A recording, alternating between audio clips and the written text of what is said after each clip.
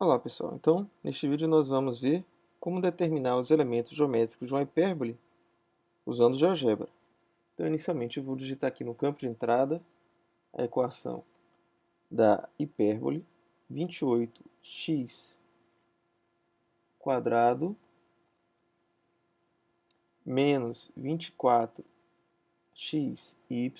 sempre coloco um espaço entre o x e o y, menos 4y ao quadrado mais 40x menos 8y menos 4 igual a zero. Está aí, né, a equação da, da elipse, ou melhor, da hipérbole, 28x quadrado menos 24xy menos 4y ao quadrado mais 40x menos 8y menos 4 igual a zero. Então, dou um Enter aqui, e aqui a gente tem a equação, e os comandos são bem semelhantes aos que a gente viu da parábola e da elipse, né? Então, o primeiro deles são os focos, né? Então, eu digito aqui no campo de entrada F igual foco de C, ok? Então, aqui está o comando. Uma hipérbole também tem dois focos, né? Então, aqui ele já nomeia F1 e F2. A gente pode determinar também os vértices da hipérbole. Então, eu vou dizer que V é igual a vértice de C. Então, o comando você já conhece, mas eu vou mostrar de novo aqui. Vértice de C. Então, ele achou aqui, né? Eu já coloquei 5 casas decimais aqui para a gente ver. Daria para tentar encontrar, expressar esses números aqui usando raiz quadrada, diferença, alguma coisa, mas vamos deixar assim, tá ok? Bom, outro elemento importante, da mesma maneira que a elipse, a hipérbole também tem um centro, né? Então a gente pode chamar de C maiúsculo o centro da, da hipérbole, está aqui o centro, o comando, e aí justamente o ponto médio, né, dos vértices, ou o ponto médio desse segmento aqui dos focos. Tá? Bom, o eixo focal eu posso determinar simplesmente a reta que passa pelos focos, então eu escrevo é igual à reta que passa por f underline 1, vírgula f underline 2. Então, o eixo focal, de maneira parecida com o que a gente já fez antes, né? Tá aí a equação da reta x mais 3y igual a 1. Esse é o eixo focal. E a gente também tem o chamado eixo conjugado, né? Da hipérbole, que é uma reta que é perpendicular ao eixo focal e que passa pelo centro da hipérbole. Então, eu posso usar aqui o comando chamado de EC, essa reta que é a perpendicular, que passa pelo centro e é perpendicular ao eixo focal. Então está aqui o comando EC igual a perpendicular G, que passa por C e é perpendicular a E. Okay? Então, essa é a equação do eixo conjugado. O que mais a gente tem, né? A gente pode calcular o latus rectum da mesma maneira, né? A gente vai pegar uma perpendicular passando por uma perpendicular ao eixo passando por um dos focos. Vou chamar de P. Perpendicular passando por F1, por exemplo. A reta E, que é o eixo focal. Aí eu tomo a interseção dessa reta, né, perpendicular com a própria hipérbole. Eu vou encontrar dois pontos de interseção, que eu vou chamar aqui de L.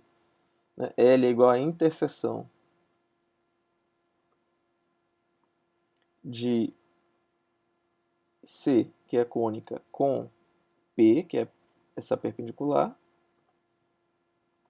Tá aqui, então, aqui os pontos L1 e L2, eu posso ocultar a perpendicular e traçar o segmento agora, chamar de latus recto, né? LR, o segmento que vai de L1 até L2. Tá aí o comprimento do latus rectum, 5,65685. Certo? A hipérbole ainda tem um elemento muito importante, que são as assíntotas, né?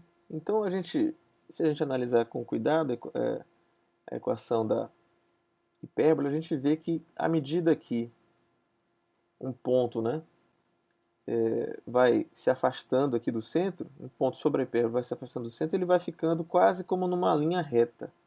Então, são chamadas, ele vai tendendo às retas assíntotas. Vamos colocar aqui as assíntotas H, vou chamar de H. As assíntotas, escreve assim, A2S, síntota, desculpe, aqui a assíntota da cônica C. Então, quando você dá esse comando aqui, eu vou dar o zoom aqui, H é igual a assíntota de C, né? Ele vai exibir, o GeoGebra vai calcular essas duas retas aqui, ó. Ele tá parecendo meio estranho aqui as equações da reta, né? Mas se você colocar essas equações na forma y igual a x mais b, elas têm uma forma mais simples, né? Isso aqui por um erro de aproximação, alguma coisa, ele mostrou um valor diferente. Mas aqui, nessa outra forma, a gente vê que são equações simples, né? Y igual a x mais 1, y igual a menos 7x menos 3. São duas retas que, de certa forma, descrevem, né? Das quais para as quais a hipérbole se aproxima para um ponto muito afastado do centro, né? Então, só para deixar mais claro aqui o desenho, eu vou pintar essas assíntotas de repente de azul, né? Vou usar uma outra cor aqui para essa, outra. Pronto, aqui estão as assíntotas pintadas de azul, tá certo? E se você pegar um ponto, vou pegar um ponto P aqui, qualquer, sobre a cônica, eu vou renomear ele para P. Então, olha o que acontece. Quando o ponto se afasta do centro, né, ele vai ficando cada vez mais próximo dessas retas, né, mas sem nunca ficar exatamente sobre as retas, né? É um comportamento que a gente chama de assintótico. A mesma coisa aqui, mesma coisa na outra direção aqui, ó. Certo? No outro ramo da hipérbole. Então, essas assíntotas são importantes. A gente tem uma maneira de calcular a inclinação das assíntotas. Não é difícil. É só traçar uma perpendicular ao eixo, passando por um dos vértices. Então, passando no vértice aqui. E depois traçar um círculo com centro no centro da hipérbole, passando por um dos focos, você vai encontrar aqui esses pontos, né?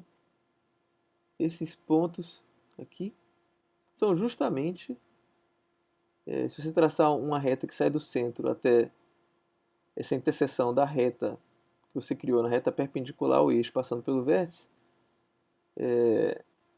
essa interseção aqui desse círculo, né, com essa reta vai dar justamente pontos que estão sobre as assíntotas, e aí você basta ligar uma reta que vai sair do centro até este ponto ou esse, e você vai ter as assíntotas, tá? Mas isso a gente vê em outro momento.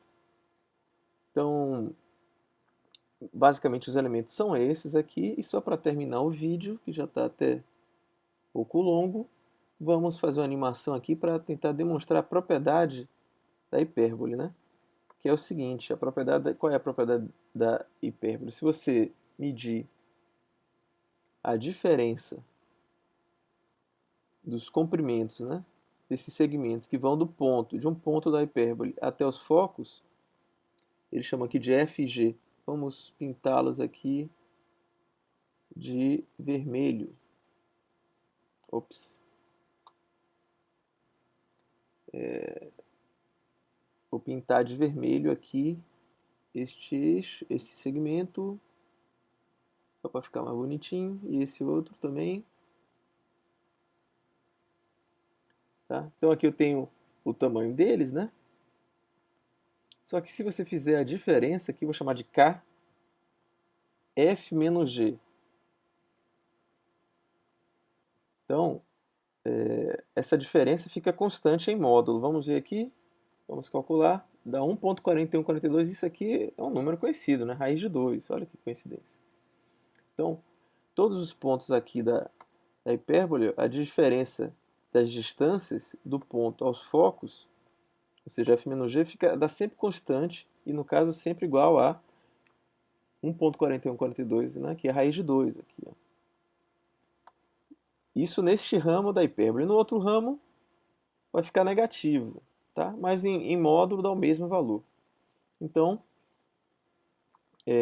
a hipérbole é exatamente esse ponto. E para terminar o vídeo aqui, vamos fazer uma animaçãozinha. E é isso. A hipérbole e seus elementos. Até mais.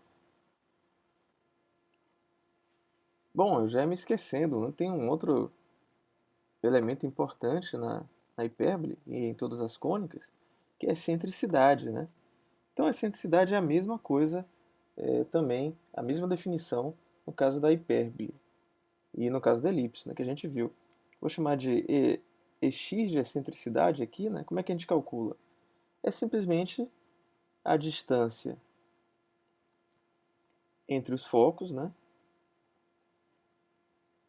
dividida pela distância entre os vértices. Então eu vou calcular aqui a distância entre os focos e dividir pela distância entre os vértices. Vamos ver quanto é que dá aqui. Aqui o comando para vocês verem. Distância F1, F2, distância V1, V2. Ok? Quanto é que dá esse valor? Tá? 2.23607, que aliás é maior do que 1, né? Então a gente tem essa relação. No caso, a elipse tem sempre a excentricidade menor do que 1, né, e maior do que 0. 0 é o caso limite, é o caso do círculo. E a parábola tem excentricidade de 1, né, e a hipérbole, como a gente está vendo, tem sempre excentricidade maior do que 1. Tá certo? Então, tá aí a excentricidade da hipérbole. Até mais.